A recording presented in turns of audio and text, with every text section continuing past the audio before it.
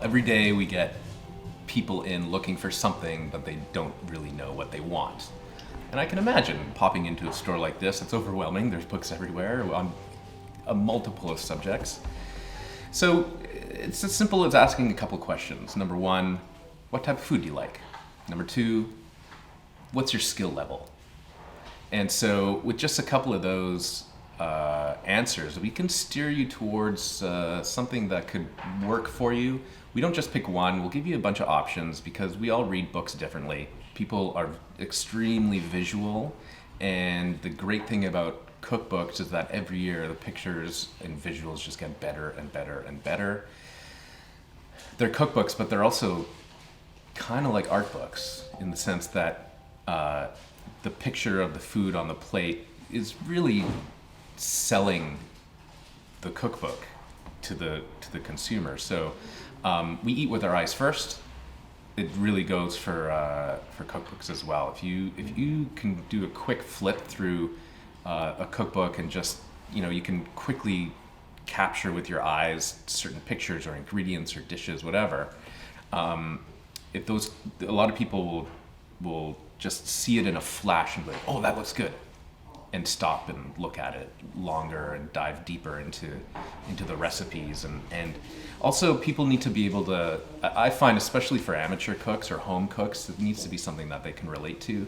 So if it's something that falls into like your realm of ingredients and cooking and styles and whatever, familiarity is also really important. So this year, some of our favorites that I mentioned to the Gazette is actually this book right here.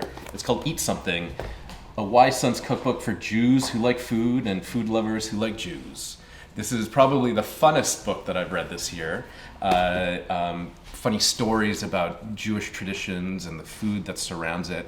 Really terrific recipes, but it's just really kind of snarky and makes fun of itself at the same time, which makes it so much fun to read. I'm a big fan of Nick Sharma's The Flavor Equation. He has a terrific blog called A Brown Table. He's based in Oakland, California, and this is just really a guide on how to compose your own dish around flavors and teaches you how to conceptualize your own dish and come up with your own just with a very simple equation of flavors and textures and stuff like that. So pictures are terrific in this book as well, and the recipes are awesome. This is his second book. His other book, Season, came out a couple years ago. I'm also a fan of Palestinian, which is Sami Tamimi. He's based in London. Everybody knows Yotam Ottolenghi, who's his business partner. They've written a bunch of great books together. Sami, this is his first book, all about Palestinian cooking.